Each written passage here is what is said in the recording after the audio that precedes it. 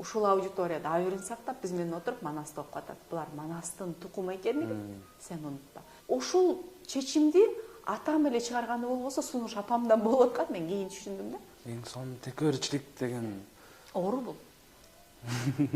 Сендей байга, сендей келишкен мырзага жакаң кирилип, анан ар аялдын аягын аңдап отурсаң жарашпайт. Аялы үйдө отурса, бул эч жака жылбайт. Бул отурат, эч жака кетпейт, муну жоготпойм. Көчөдөн бирөөнү издеп алайынчы деген эркектин напсисине, же экинчи ай калсам кандай болот экен деген. Же бир мезгилде сүйүп жетпей калган кыздарын эле күтүп отура берген мырзаларга бир окуп коюңуздар демекчимин да.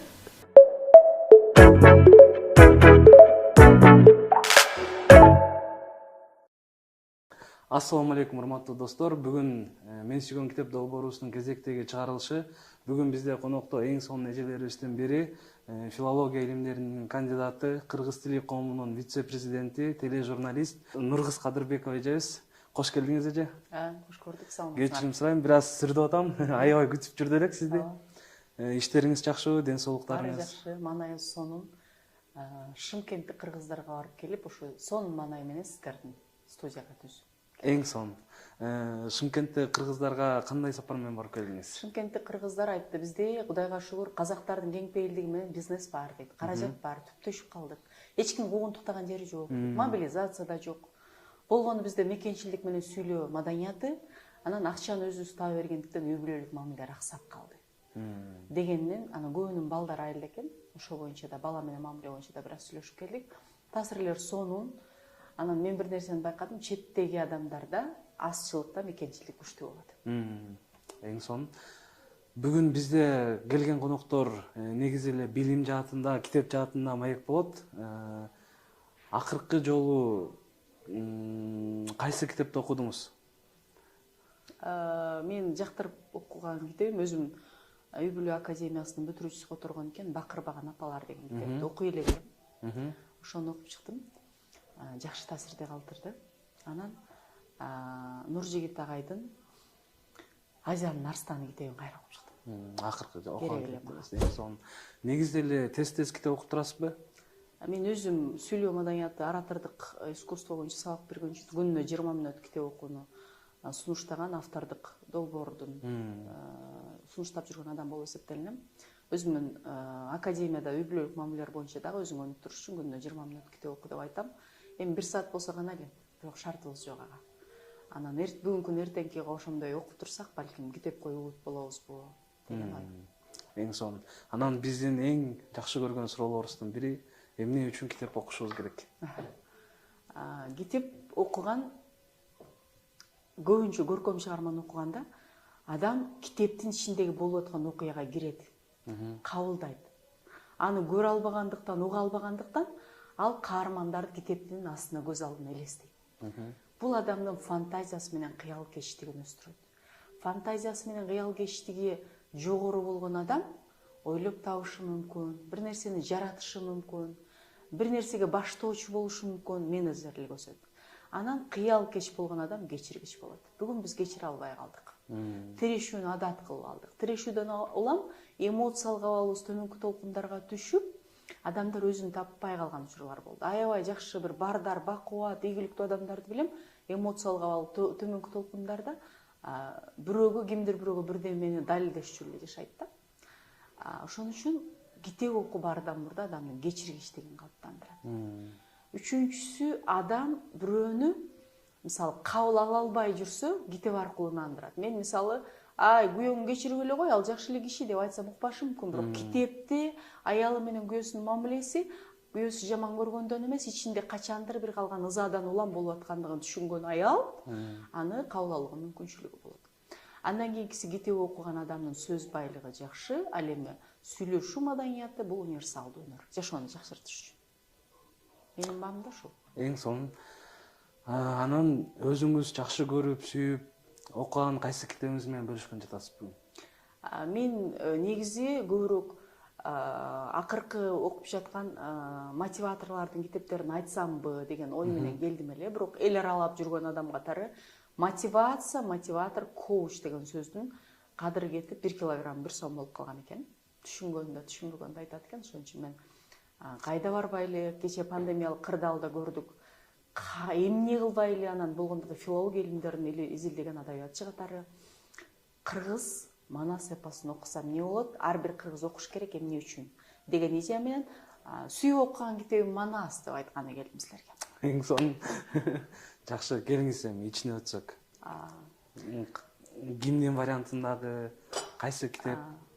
Манастын кайсы вариантын сүйүп окуйсуз десе, токтолбой туруп бардык вариантын деп айтмакмын.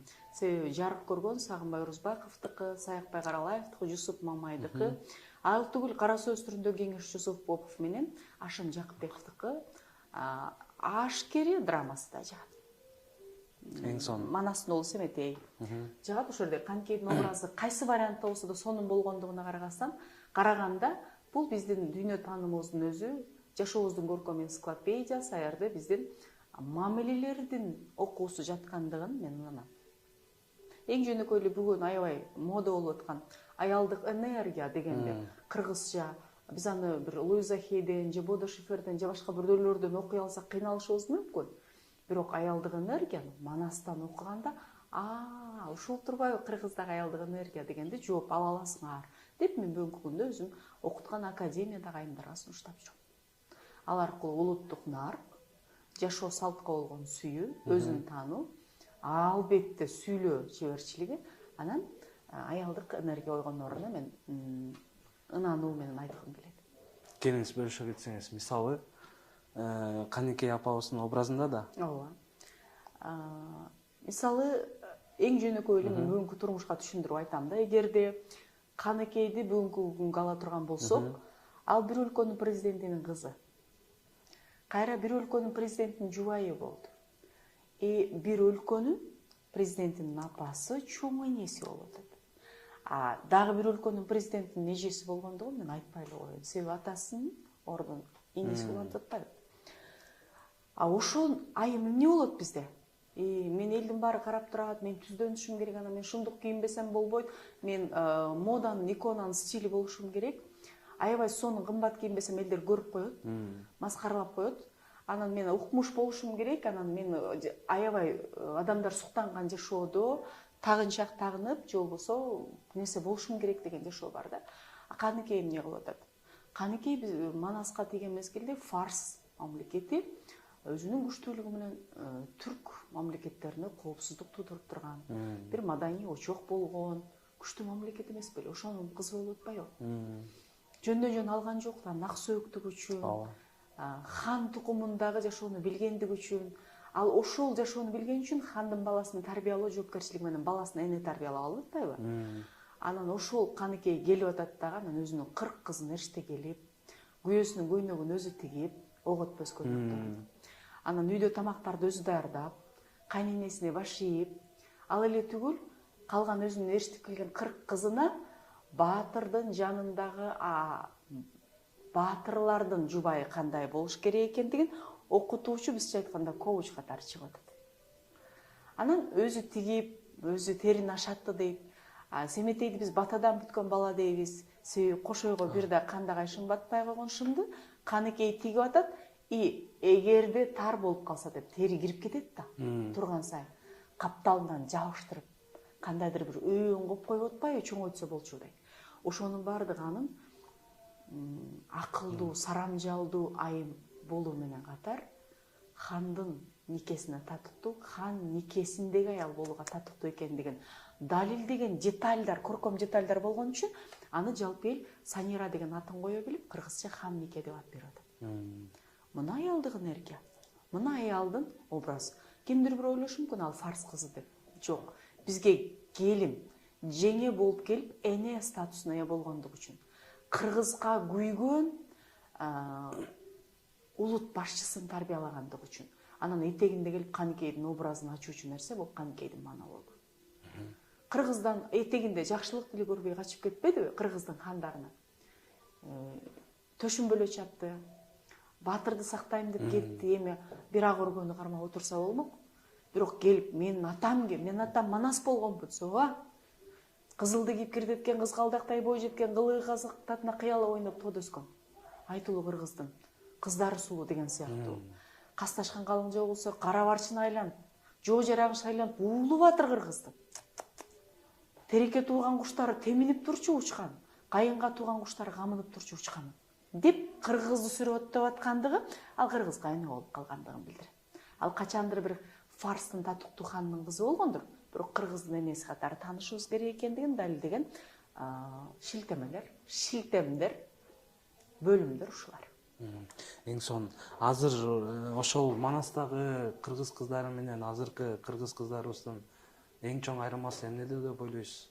Окшоштугунан баштайм. Кыргыздын Кыргыздын кыздарынын биринчи ниети эч качан азыр өнүгүп, 21-кылым болуп, могу смартфондун мүмкүнчүлүгүн укмуш пайдаланып, бир эле маалыматыңды 5-6 платформа аркылуу 1 мүнөттө дүйнөгө таратуу мүмкүнчүлүгү болгондугуна карабастан, биз кыргыз айымдары бойдон эле калдык. Кыргыз кыздарын азыр окутуп атырам, мен университетте 20 жылдан бери сабак берем, 21 жыл болду. Зам декан болдум, декандын орун басары болдум. Азыр айымдарды окутам. Өзгөчө тагдырың өз колуңда деп кыздар турмушка даярдоо курсун окутабыз. Ошол жерде карап отурсам, кыргыздын кыздарынын ниети мен бирөөнүн ак жолук салган, ак никелеп алган, күткөн, калыңын берип каадасын жасаган жары болсом деген ниети бар да. Пока мындай бакыт менен жашап турайын, бакыт жакпаса бир айдан ажырет менен жашап көрөм, ал менин эркиндигим деген баалык жок бейсеп шүгүрлөр. Ошон үчүн окшоштугубуз ушул биздин. Анан уят, адеп маселеси бар. Менин адебим аркылуу бүтүндөй менин элиме, менин атама, менин сиңдилериме, менин уруктарыма энеси ошондой эле, булардын эжесинен баланча деген болду эле деген нерсе абийирин сактоо дагы деле бар. Сактабай калып атса, ал каалоосунан сырткары болуп аткандыгын сиз менен биз билебиз. Каныкей боюнча, Айчүрөк боюнча айталы. Айчүрөктүн образын ачуудагы анын жер баспаган аккуу кебин кийген кол жеткистиги менен сулуулугунан сырткары тазалыгын, ароолугун берген бир өзгөчө сюжет бар. Огаттоо деп коет. Эгерде кайсы бир кыргыздагы айымдын күйөөсүнө ок тийген болсо, анда аял аябай моралдык жактан таза жүргөн болсо, аялы бир аттаган болсо, ок жеңилирээк чыгат дагы, баягы ордунан чукуп алганга караганда ок өзү чыкса, дарты жеңилирээк болот деген ишеним болгон. Балким мунун чындыгы болушу мүмкүн. Мен медик эмесмин, мен билбейм. Бирок ошол эле мезгилде моралдык жагын, салттык, адеп, нравалык жагын карабайлыбы? Ар бир менин мамлекетимди коргоого кеткен мырзанын, жоокердин аялында күйөөмө ок тийип келсе, мен актап калсамчы? Элдин көзүнчө аттасам, ок тийбей калсачы, чыкпай калсачы? Деген жоопкерчилик болгон үчүн аялдын кол жетпестиги жана никедеги жоопкерчилиги, ароолугу деген маселе келип чыгат.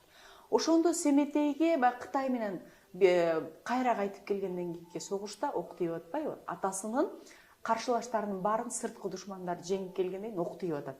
Ал деген Голливуд киносундагы каарман же Болливудтагы бир тепсе 8 киши ыргый турган каарман эмес, ал адам катары, реалдуу герой, баатыр катары берилип атканда, Бакай чакыр Айчүрөктү Семетейди аттасын дейт да. Ушундай сюжет бар.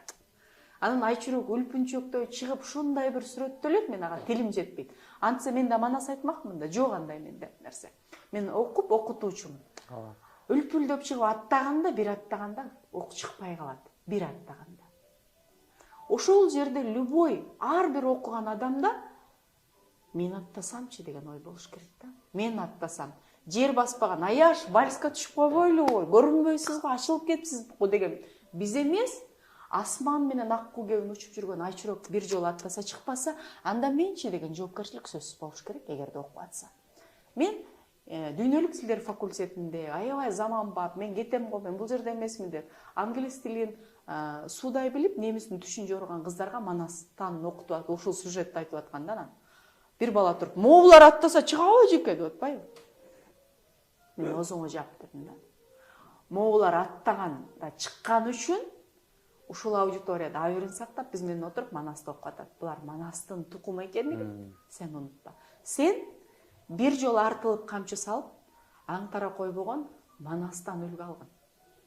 Ошол бир чапса, бир 20 кишинин башын ыргыткан 3 аялдын төрөбөдүң деп бир жолу урбаган Манастан сен үлгү алган моуларды эмне кыласың деп айтып атпаймынбы?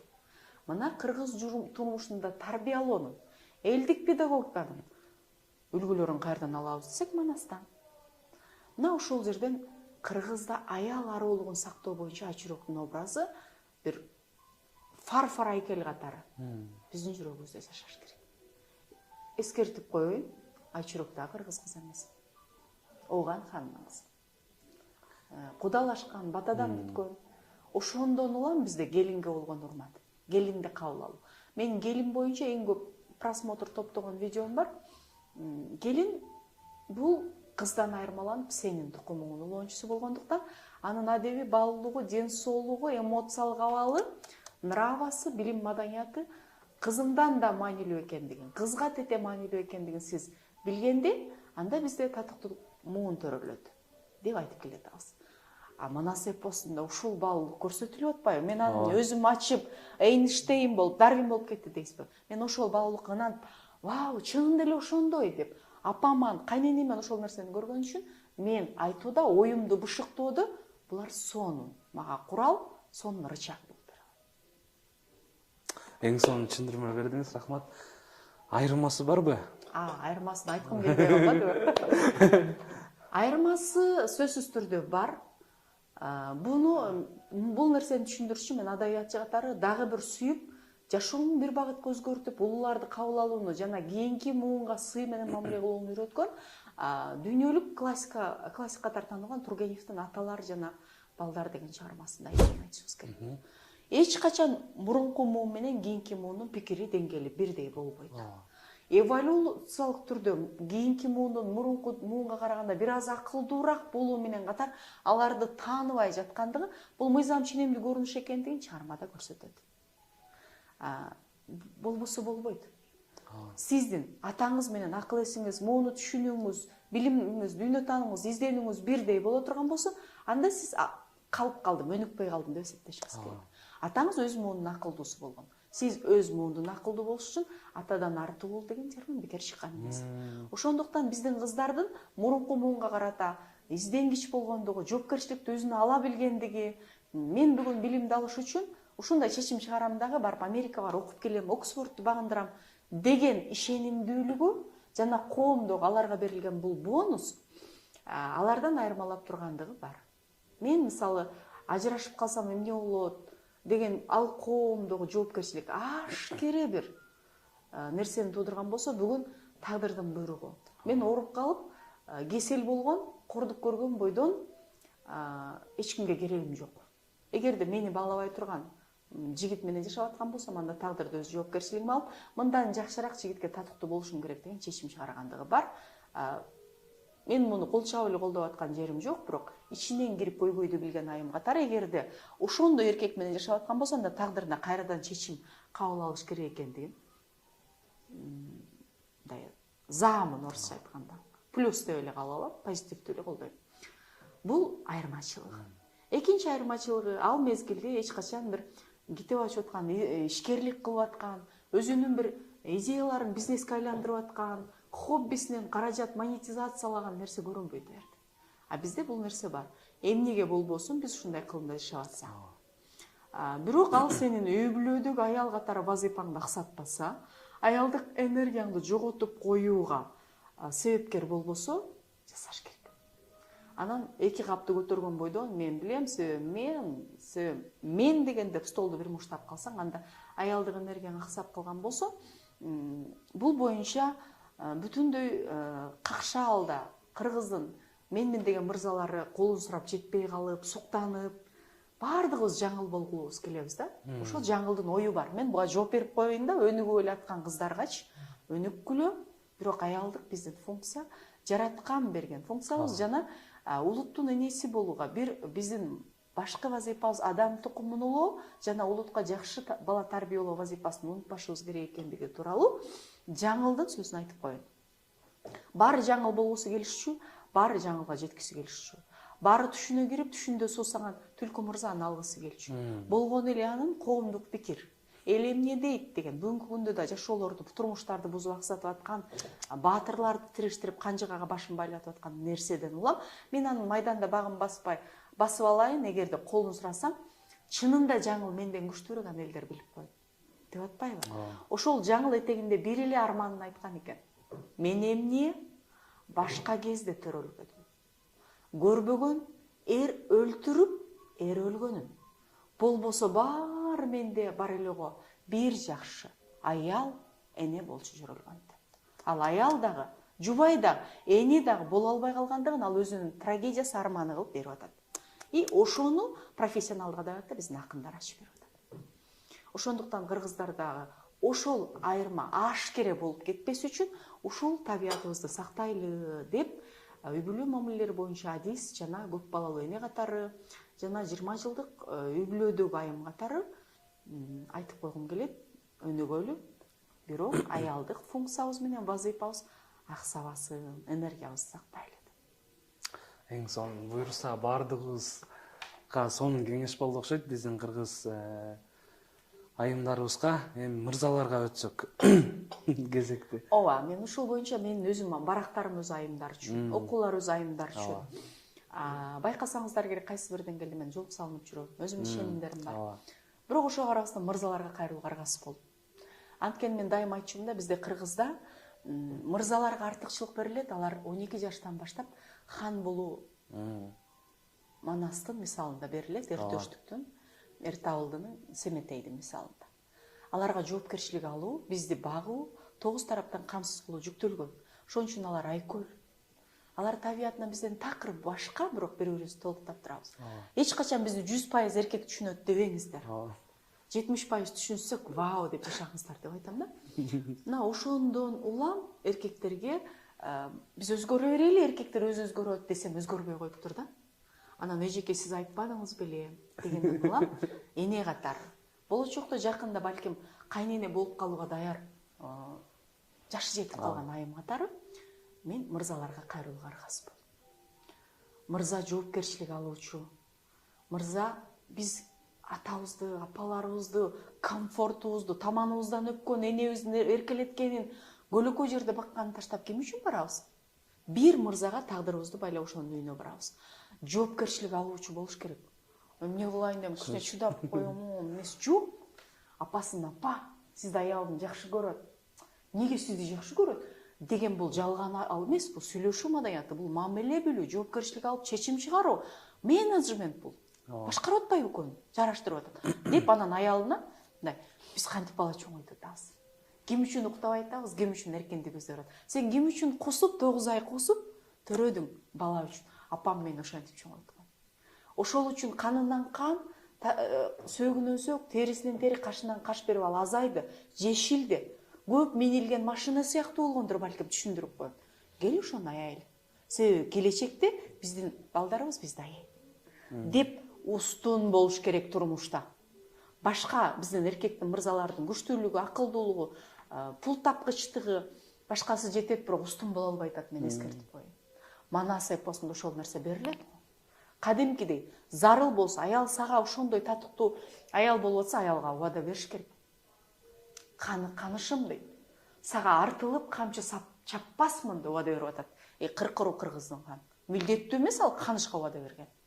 Бирок бир уруунун, бир элдин, бир улуттун намызын ошол көкөтөйдүн ашында кош ойго берилген шым көрөгөчтүгү үчүн жана ошол нерседе бата менен бүткөндүгү үчүн жана көкөтөй неменин чоң казатка аттанып атканда 40 жигитке, бир эле Манаска эмес, 40 жигитке болгон камкордугу, сарамжалы үчүн канышым мен аман келсем, сага артылып камчы саппасмын деп убада берип атат.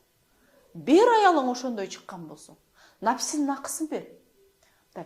Кудайга бейсеп шүгүр айтам, сендей акылдуу аялга жолуктурганына деп эркек айтсам, аялым эширип кетет деп ойлойт. Кечирип кой.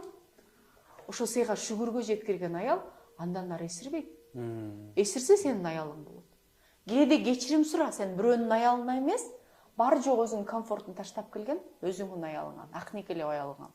Чындап кече мындай, сени туура эмес кылып койдум деп. Достордон ушу кичине эле бир строй компаниянын жетекчиси болуп калсак, тирешип эле мына эки колдун астына экиден кирпич колтуктап эле лом жутуп алабыз да ийиле албай калабыз. Манас өзү айтып атат чоң казатка барганда, кыркыруу кыргыз, анын ичинде кыркыруу кыргыздын ичинде өзбектерден Абдылда, түрктөрдөн Дамбылда, казактардан Эргөкчө деп түрк тилдүү хандардын баары берилип атат. Ошолордун ичинен мен катардагы эле бирөө болоюнчу бирөөң башкаргыла деп. Кээде башкарууну бер, Манастан алып атабыз.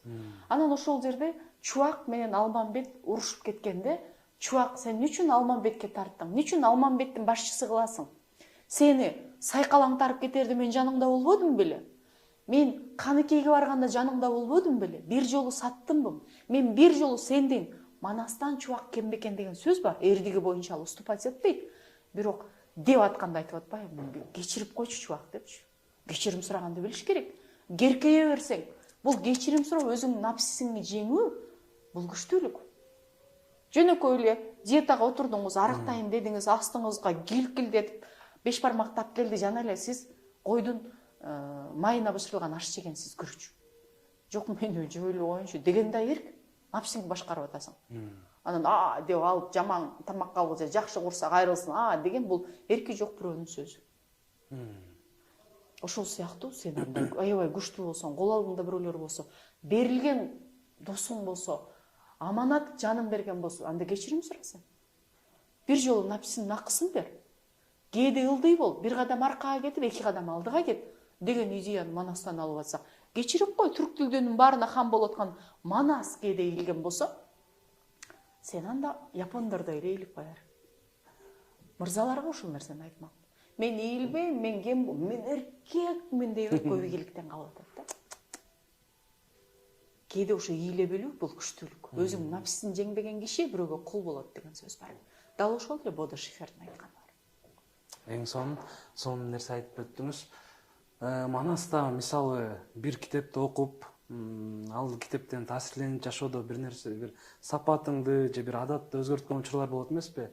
Манасты окуганда сиз өзүңүздүн жашооңузда бир нерсе, сапатыңыз балким же ишиңизди өзгөрткөн учурлар болдубу? Болду. Биринчиден мен мындай Бардар айылдын интеллигенциясынын үй бүлөсүндө төрөлдүм. Анан бир мезгилде мен 12 жыл бир үйдүн кичинеси болдум. Анан менин кандай жоруктарым, эркелигим, эгоизмим тууралуу Нуржигит Кадырбекович барган жеринде түзүк эле Кыргызстанга жамандап таанытып бүттү окшойт да меничи. Ал нерсе бар эле. Эми бутунан кармап жерге бир чапса сооп боло турган пейилдерим бар экендигин мен азыр ынанам да. Анан мен Нуржигит Кадырбековичти азыр туулган күнү менен куттуктаганда айтам да. Бир мезгилде нерв клеткаларымды жеген болсом, бир мезгилде балалыгымды урдаган болсом, мен ошону кечирим сураган эле чалдым деп айтам да. Ошол мен эмнеге ийилишим керек? Мен баланчанын кызы болсом, мен деген мектептин мыктысы болсом, мен деген райондон чыккан биринчи кыздардан республикалык олимпиаданын жеңүүчүсү, анан биздин мектептен медалистка болсом, мен эмнеге ийилишим керек деген сезим бар. Мен Манас эпосун мектепте окугам баа үчүн. Бирок биринчи курста кайра келип окутканда Раматылык Токтош Танаев деген момундай гилтейген сары тетрадьты толтуруп келбесеңер, мен силердин Манасты окуду, конспект окуду эсептебейм. Деп эле тетрадьты ачып окубай, сурабай туруп эле этегинен бир 10 барак калып калган болсо, гилтейген жалпы дептер болот го. Ошону ыргытып ичүүдөн чыга эшкелеп чыгарып жүрдүм. Ошону толтурам деп конспекттелеп ичинен мен жазсам деп отуруп, мен Манастан кичпейилдүүлүк болуу, канчалык күчтүү болсоң айкөл болуу, айкөл деген башка тилде жок. Мен англис тилинде кичине сүйлөйм, казак тилин кичине түшүнөм. Анан орус тилинде сүйлөйбүз барыбыз эле, орус тилдүү группаларга Манастандан берем. Айкөл деген которулбайт. Великодушный деген айкөл деген сөздүн бардык маанисин бере албайт. Ошо айкөл болуп атса Манас, кечирип кой, мен анда кайтайын деген нерсени мен билдим. Мен 20 жылдан кийин барсам, классташтарым айтты, сенде бир бардык адамдык жакшы касиет менен катар мен эле деген бир текеберлик, менменсүүнү бар эле. Ошол мен жок экен сенде байкабай жүргөн турбаймынбы дейт. Ал жок эмес болчу, мен жоготкон элем да. Мен окуп жүрүп жоготкон элем. Экинчиси, Каныкейди көрүп туруп анан айттым да.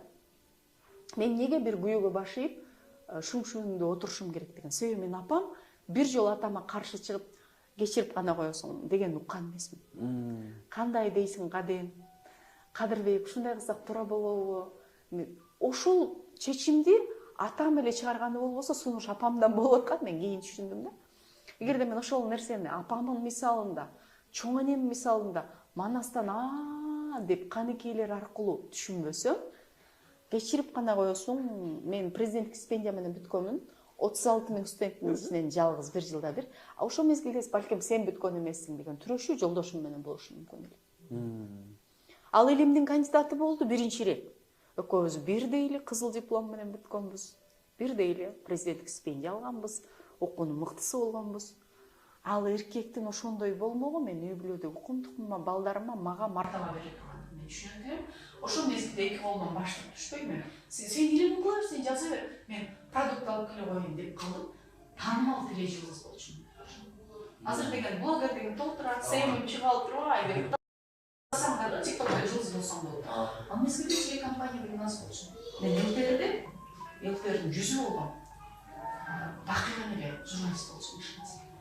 Бирок мен ошол напсимди кыйып, эгерде күйөөмдүн или боздуруп боло турган болсо, балдарыма мартаба, бизге мартаба, анын мартабасы өзүнүн ишенимдүүлүгү мага мотивация болуп тургандай деп андан кийин мен барам. Ал бөлүм башчы болгондон кийин анан областтык тармак мен бөлүм башчы. Жол берүүнү үйрөндүм андан. Ошого унутуп турган жокмун мен мейси ошого. Анан жолдошум аябай ачуусу келгенде мен ушукпай кое алам. Хотя мен ушундай жооп берип коем, эки дүйнө эстеп жүрө турган сөз табышым мүмкүн. Кээде бирдемени айтып калсам, сен муну азыр айткан жоксуң, сен ушинтип айтат, анан мен ошого жооп берем деп даярдалган, не может быть азыр чыкканы деп жолдошум күлөт да. Мен ошону үйрөндүм. Демек, кыргыз коомунда кыргыз болууну, үй бүлөлүк мамилелерде өзүмдүн абалымды сактап калууну жана башкаруу системасында кыргыз коомунда кандай мамиле кылсам болот? Үй бүлөлүк мамилелерде биринчи үй бүлөлүк мамиле, экинчи кайын журт деген бар. Анан ата туугандар деген бар. Ошолорду күтүүнү үйрөндүк. Карап турсаң, ошол туура экен. Ошол биздин каныбызда сиңген экен. Мен ошону кабыл алдым. Кез саясатка барамбы, мына депутат болдум бир нече жолу. Кайра ачып, намаз окуп коем да. Анан мен ошол араб тилинде, динде кибир деп коет. Кыргызда текеберлик деп коет. Ошону сындырат. Жардам берет мага. Неге мен кайтышым керек, уступкага барышым керек десе, рас эле могу жерде деген жоопту таба алам. Эң сонун текеберчилик деген Оору бул. Мисалы, китептен чыкаарда кандай жол менен жеңсе болот деп ойлойсуз? Текеберчиликти китептен алган илимиңе амал кылыш керек. Андан биринчиси, мен азыр текебер болуп коюп, жеңилбесем эмне болот? Жеңилсемчи деген суроону бериш керек. Бул боюнча менин сабактарымда айтат да, акылдуу аял менен акылман аялдын айырмасы. Акылдуу аял жаман менен жакшынын айырмасын билет. Акылман аял эки жамандын түзүгүрөөгүн тандай алат да.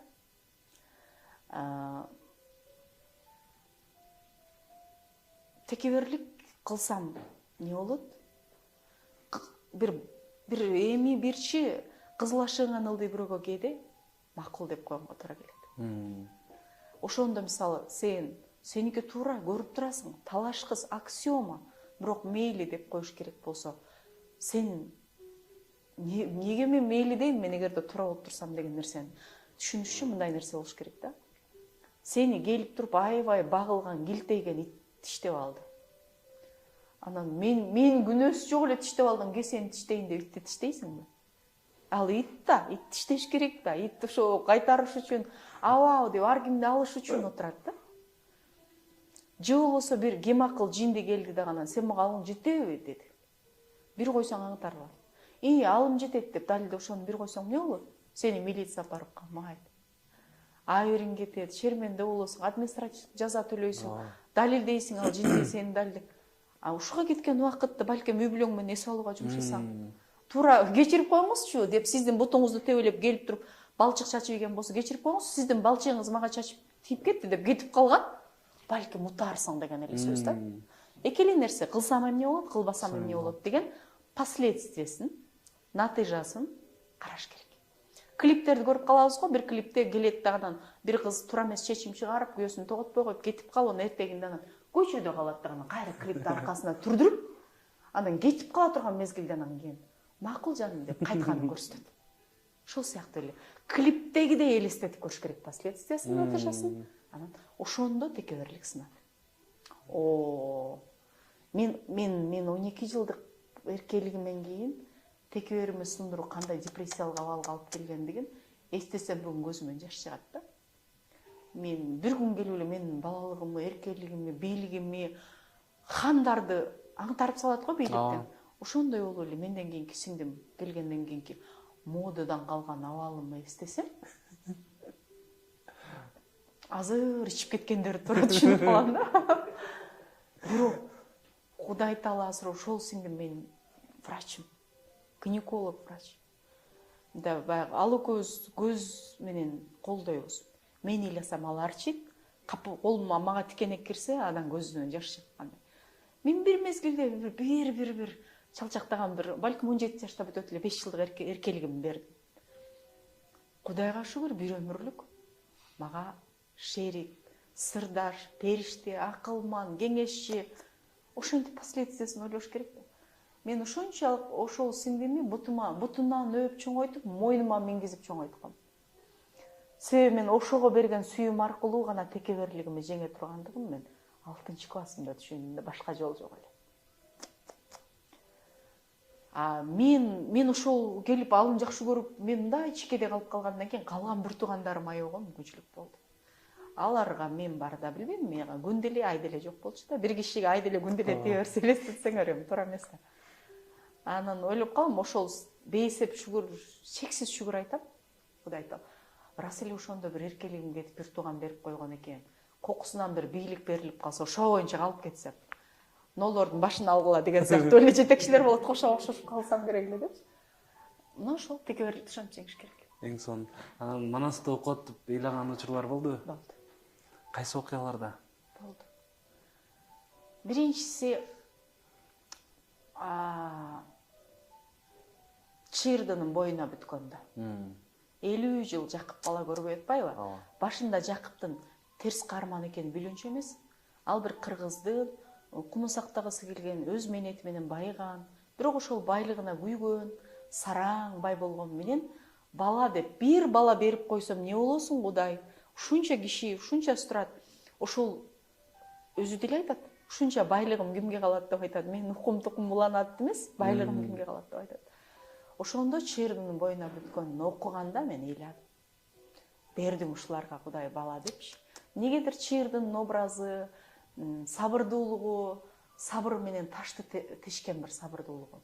Анан кемингерлиги, анан күндөш маселесиндеги акылмандуулугу, балага болгон мамилеси менин чоң энемдин образы. Себеби ошо тагдырдын буйругу экен. Мен чоң энем ооруп калып, өзү макулдугу менен дагы аял алып берген экен да. Чоң атама сендей байга, сендей келишкен мырзага жакаң кирлеп, анан ар аялдын аягын аңдап отурсаң жарашпайт. Менин ичим жарылып калды, 1 жыл буча болуп калат ошо. Деп совет мезгилинде эле аял алып берген экен. Анан чоң неме чейинки өлүп калган энебиздин балдарын ушундай мээрим менен чоңойду. Өлүп атканда баягы айтып атпайбы, менен көрбөй калат окшойм, Абдулдабек эмчек сүтүм бербесем да эне күчүм бердим эле, капа кетсем кечирип кой деп атат да. Мен ушу менен көрүшпөй калам сен менен деп атат. Ал киши Бишкекте турат эле, чоң агабыз. Жакын деле кайтып калды.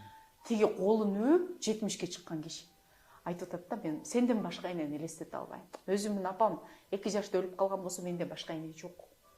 Эгерде өгөй эне бере турган болсо, сени бергенине мен күндө шүгүр айтам депчи. Ошол Чырдыны чоң энем элестетип алдым да, мен ошондо ыйладым. Тагдырдын буйругу менен кайра турмушка чыгып, кайнысына чыгып төрөп атпайбы? Экинчи жолу мен качан ыйладым? Манас жарадар болгондо мен уже өлөрүн билдим. Кытайга барып, мен ол чыгармадагы гуманизм экенин билбептирмин. Манас кыргызды коргоп турган мезгилде, коргоочу болуп турганда, кулалы таптап куш курама жыйнап жүрүп турган мезгилде ага ок да тийбейт. 40 жылдыктан коргойт. Айгай сайланганда аркасынан ушундай бир дух кошо келет. Анан алга качан ок тиет, качан алсыз болуп калат, ал баскынчыга айланып Кытайга барганда. Чыгарманын гуманизм ошол экендигин мен кийин түшүндүм, адабият желимпоз катары. Бирок ошондо мен ыйладым. Көрөсүңбү, айыкпайт Манас өлөт дедим да. Неге? Барып Семетейди кучактап өпүп калса болот эле депчи. Кайра келгенде Семетей төрөлүп атпайбы? Уктук, ошо шолоктоп ыйлап атам. Анан көрөйүн деп анан көрсөтпөй коет го. сен бир назар улук кишисиң, жакшы көрүп, шүгүр мынакей мен өлбөпмүн деп баланы кучактап койсоң, назарың менен бала бирдеме болуп калышы мүмкүн. Же кемпай, же бирдеме болуп калышы мүмкүн. Назар деген маселе бар. Хак деген, көз тию хак деп коет го. Көрсөтпөй атат, мындан өткөн арман жок го дейм. Бүтүн кыргызга көз карашың менен ичин өткөрүбөй турган эркиң, кадырың менен, бирок бир баланы колуң менен өппөйлө өлүп калып аткандагы трагедия.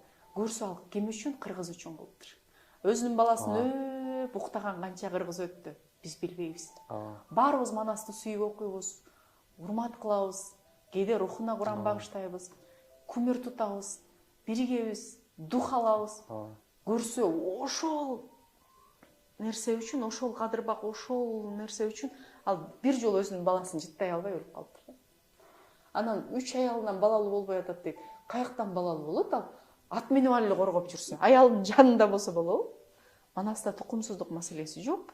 Ал бир жолу эркин уктап, эргип, балалуу болгонго бир эргигенге мүмкүнчүлүк болгон жок. Уктап атканда кайтарып коюп, ким чаап келет экен деп уктап атат.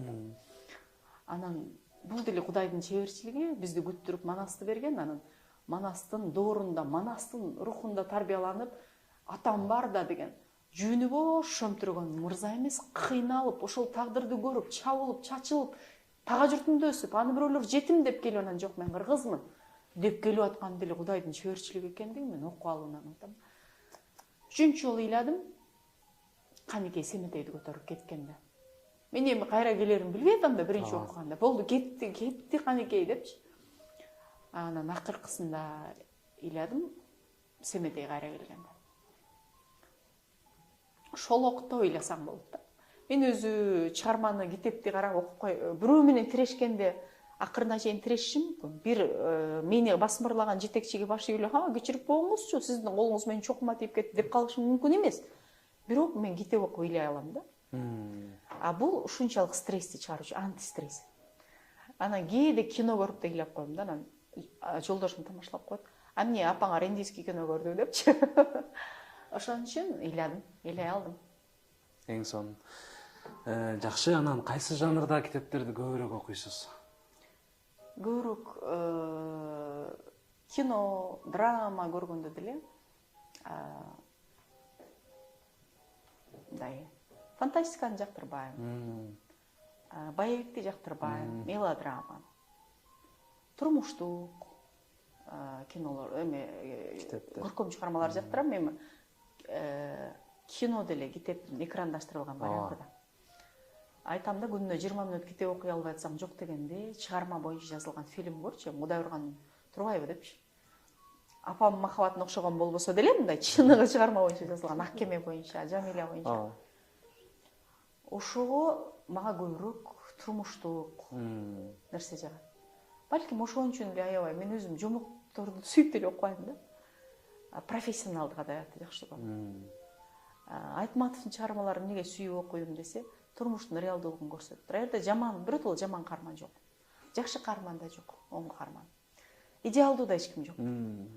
Алтынай Сулайманова деген профессор чыгып атат, бирок ал бир мезгилде адабият өйленген кыз. Ана кол жетки сүлкүлдөтүп эле барып койбойт да. Турмуштун бир кыйынчылыгынан улам Айтматов өзү бизге берилгендигин, эгерде Төрөкул Айтматов өлбөй кала турган болсо, орусча сүйлөгөн, пап, можно вот это деген илимпоз боло тургандыгын мен ишенем да.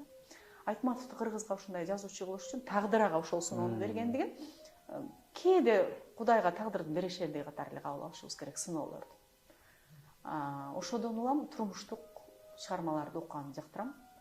Анан кээде мотивациялык окуйм. Басып туруп мотивация, богатый отец, Кийосакилерди эмес, окуш керек болгон үчүн окуп, бир сыйра карап коем, бирок кайра жан дүйнөм жардыланганда мен чындыгы эле көркөм чыгарма окуйм, дүйнөлүк классика. А классика эмне десе, бул өлкөлүү боло турган чыгарма. Кыска эле классика деп жарым саат түшүндүрбөй эле, качан ачсаң адамдын проблемаларын ачсаң ичинен таап, эскербей турган чыгарма классикалык чыгарма. Эң сонун болду, анан элестетип көрөлү жөн гана. Мисалы, Ашым Жакыпбеков деп коелу, мисалы, жолугуп калсаңыз, кандай суроо бермексиз авторго? Манасты баягы аям менен түшүнө, куттарып айтат. сиз прозасын жаздыңыз, ооба, профессионал адабият кылдыңыз, көп жерди реалдаштырып турмушка ылайыкташтырдыңыз. Сиздин да түшүңүзгө манас кирдиби деп сурамакмын да. Ушундай бир куттардыбы, белги берилдиби деп сурамакмын. Экинчиси, Ашым Жакыповдун көп интервьюларын көрүп калдым. Бир бакубат, шыр сүйлөөчү да. Ошого бир шыр сүйлөө сизге генетикаңыздан бар беле, же Манас сыяктуу чыгармалардын таасири тийдиби деп сурамакмын. Анткени Манас окуп бүткөндөн сөзсүз түрдө сөз байлыгын жакшыра тургандыгын мен билем. Каныкейдин Себин сүрөттөгөндө эле баягы 80 түрлүү кездеменин аты берилет. Аны бизде жанагы күчтүү стилисттер, дизайнерлер эле билбесе, мен такта кездеме, синтетика кездеме, шелк кездеме, жанагы шайы деген жибек дегендердин түрүн билем да. Элестетип койсоңор, китеп жоктур эле 80 түрлүү кездеменин аты берилет. Анан бок мурундун байлыгын сүрөттөгөндө дагы зоопаркты берип атпайбы? Азыр ойлосок Ташкенттеги зоопаркты бок мурун тийгиздегенби деп коем да. Бишкекте жок, Ташкентте бар депчи. Эми бок мурун эмес, көкөтөйдүн байлыгын сүрөттөгөн. Ошого Ашым Жакыпбековго ушул суроолорду берсем керек эле. Анан ыраазычылык айтмакмын. Бизде ушу ыраазычылык айтмак аксайт го. Ушундай бир жазган экенсиз, батынып жазган экенсиз. Мен Манасты кайра айтып берүүдөн, жорго сөз менен айтып берүүдөн мындай айбыгып өзүндөй айта аламбы? Бедел баркын түшүрбөй, окуй Манас ушул эле деп коюп аткан жокмунбу деп укутам. Сиз батынып жазганыңыз үчүн рахмат деп Кеңеш агага да ошону айтмакмын. Сон. Анан мисалы сиз жөнүндө бирөө китеп жазса, аталышы кандай болмок эле? Мага ошол суроону бирөө берди да, сиз жөнүндө кино тартылса эмне болот эле депчи. Анан мен ойлонбоп турмун, сен айтсаң ойлонуп атам.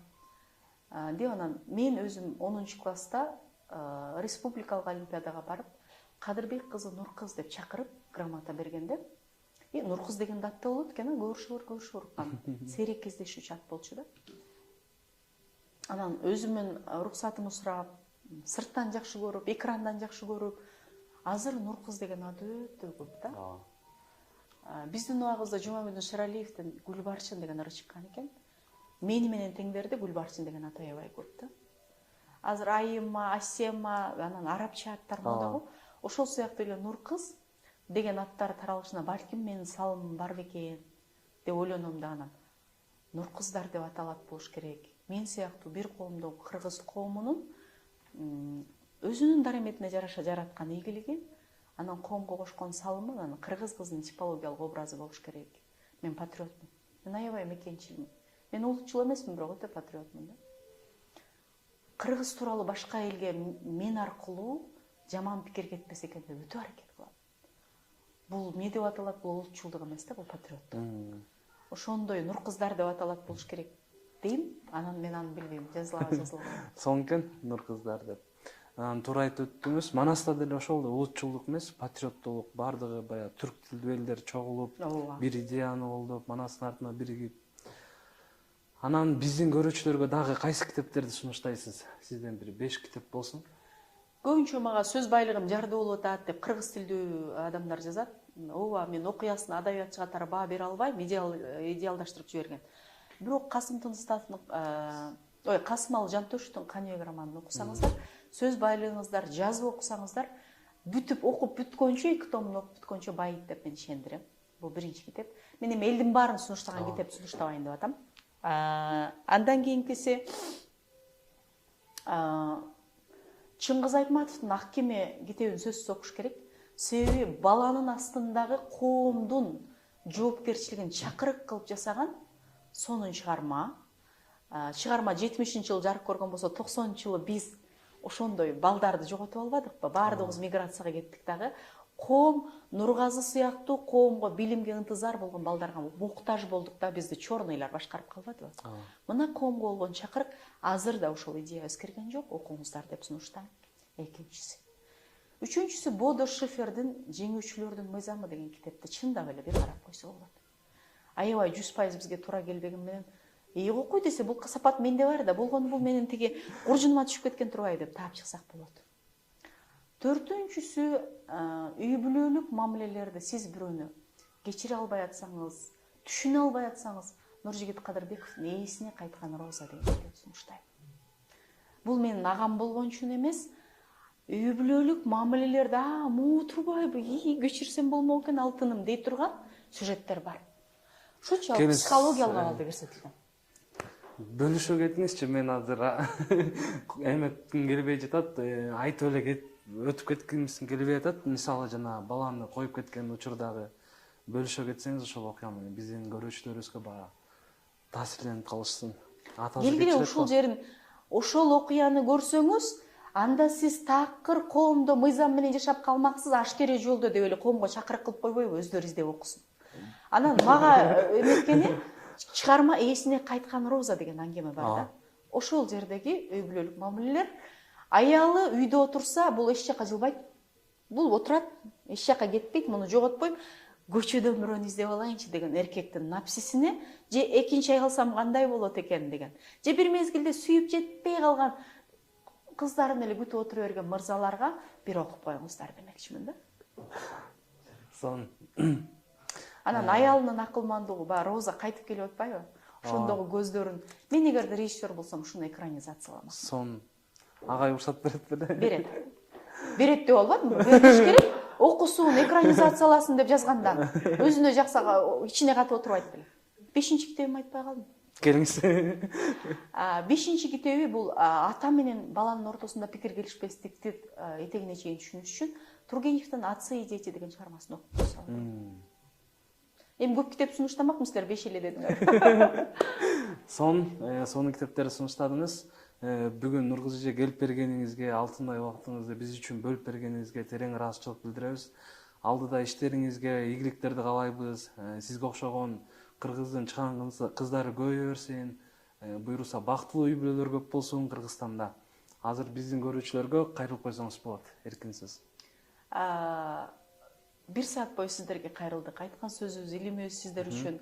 Соц тармактагы айтып жаткан канча миңдеген катталуучулардын, куйырмандардын колдоосунан жасап жаткан видео кайрылууларыбыз да сиздер үчүн. Бүгүнкүдө деле нерсе, мен 3 нерсени сунуштап өтөйүн. Ар бирибиз тагдырыбызда, үй бүлөдө жоопкерчилик алалы, күнөөлүүнү издей бербейли. Биздин тагдырыбыз же бизге бирөөлөрдүн мамилеси ушундай болуп аткан болсо, анда биздин салымыбыз бар экенин унутпайлы. Экинчиси, китеп окуй берели. Китеп окугандан бул жаман болуп калыптыр деген дуга элекмин. Сөзсүз көрөбүз, китептин таасири тиет. Баягы арак ичип жакшы болуп кетиптир дуга элекмин, анан китеп окуп жаман болуп кетиптир дуга элекмин да. Үчүнчүсү, бири-бирибизди баалай билели. Баалай билүү ыраазычылык айтуудан башталат.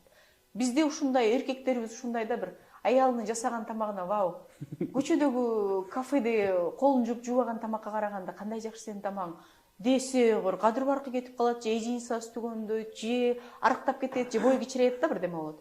Эркек, аял кишилер биз качан гана көйлөрүбүзгө наразы болгондо гана айтабыз, сага бекер тийипмин депчи. 100 жолу жакшы мамиле кылбады беле ал бизде. 18 жыл сонун мамиле жасаган, 19-жылы сол муштум менен бир муштаса кечибиш керек го. Жок, ушул баалап, бири-бирибизди баалап ыраазычылык айтууну. 100 жолу жакшылык кылып, 1 жолу жамандык кылсаң кечибегендерди көп көрдүм. 100 жолу жакшылык кылып, 1 жолу жамандык кылып атканда, 99 жолу кылбадыбы деп кечирүүнү үйрөнөлү деп эле айтмакмын. Үйрөткүм келген жок, мен чакыруу кылып атам, себеби мен өзүм мамилелерди үйрөтүүдө үйрөтпө деп үйрөтөм да. Эң сонун. Дагы бир жолу терең ыраазычылык, буйруса эфирибиз бардык досторубузга, көрүүчүлөрүбүзгө пайдалуу келет деген ишеничтебиз. Биздин эфирди көрүп, бир адам болсо да китеп окууга кызыгып калса, биз үчүн чоң жеңиш болот. Сизге терең ыраазычылык. Бар болуңуздар.